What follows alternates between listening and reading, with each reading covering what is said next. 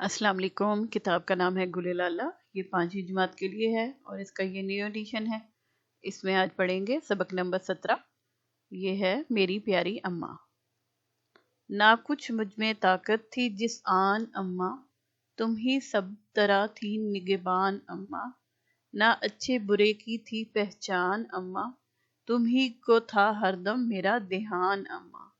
मेरी प्यारी अम्मा, मेरी जान अम्मा। मुझे प्यार से दूध तुमने पिलाया, बहुत दिन मुझे गोदियों में फिराया। थपक कर मोहब्बत से तुमने सुलाया, मुझे सुख दिया आप है दुख उठाया। मेरी प्यारी अम्मा, मेरी जान अम्मा। कभी अपनी गोदी में मुझको लिटाना, कभी प्यार करना गले से लगाना, कभी मीठी बातों से मुझको हंसाना। ना भूलूंगा मैं उम्र भर वो जमाना। मेरी प्यारी अम्मा, मेरी जान अम्मा। तो शायर हैं मोहम्मद हुसैन आजाद। ठीक है, अब इसमें हम जो है खास अल्फाज करते हैं। तो खास अल्फाज में है आन। आन का मतलब होता है लम्हा, वक्त। निगहबान का मतलब होता है हिफाजत करने वाला। और ध्यान का मतलब होता है ख्याल रखना। सुख का मतलब है आराम और सुकून। हरदम, हमेशा। दुख, गम। ज़ुबानी सवालात। आप अपनी अम्मी से कितनी मोहब्बत करते हैं? तो बच्चे अब खुद बताएं कि उनको अपनी माँ से कितनी मोहब्बत है। मम्मा, अम्मी जो भी कहते हैं। तो हर बच्चा ही अपनी माँ से मोहब्बत करता है, लेकिन जिस एज में आप इस क्लास के बच्चे होते हैं उसमें तो वो ज़्यादा अपनी मम्मा के साथ अटैच होते हैं। अगला सवाल है बच्चों से कि आप अपनी अम्मी के लिए क्या कर सकते हैं और क्यों?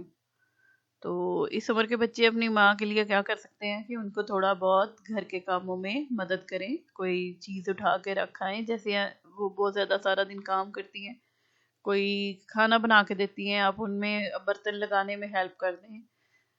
आप चीज़ें उठा के लाने ले जाने में, कुछ अपना बिस्तर ठीक करें, कुछ ऐसे छोटे मोटे कामों में हेल्प कर सकते हैं। इसके अलावा जो सबसे बड़ी मदद है वो यही है कि आप अपनी पढ़ाई पर तवज्जो दें, क्योंकि हर माँ बाप यही चाहते हैं कि बच्चे अपने पढ़ लिख कर कुछ अच्छा कोई बड़ा काम करें।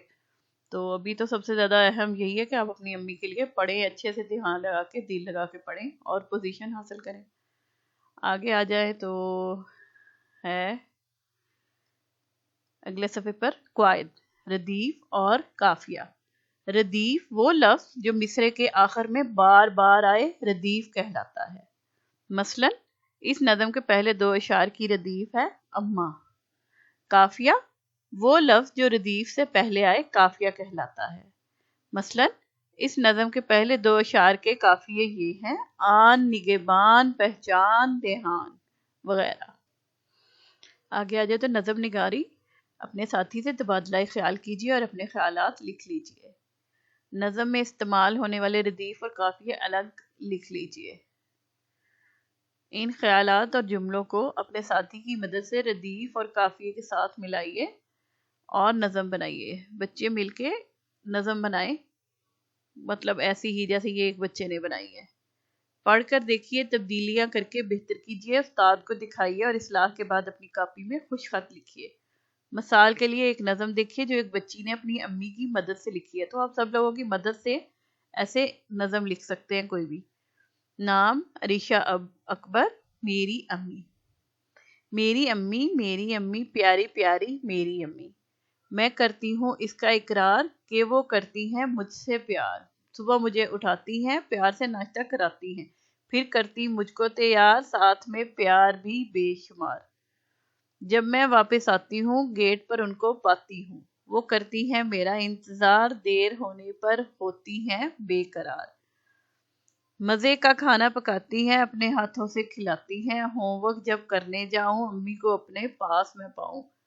मदद करने को रहती तैयार, प्यार उनका है बेशुमार। रात में प्यार से सुलाती हैं, साथ में कहानियां सुनाती हैं।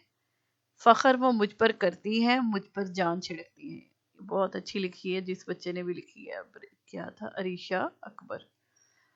तो ऐसे बच्चे पहले का वो सोच लें कि किस तरह हमने क्या उसके रदीफ और काफिये के साथ। काफिया है کہ بار بار کسی جیسے ایک جیسی آواز والے جو لفظ ہیں ان کو قافیہ وہ کہتے ہیں، اور جو اس سے پہلے بار بار جو تکرار ہوتی ہے ایک ہی لفظ کی اس کو ردیف بولتے ہیں، جیسے امی ہے یہاں پہ.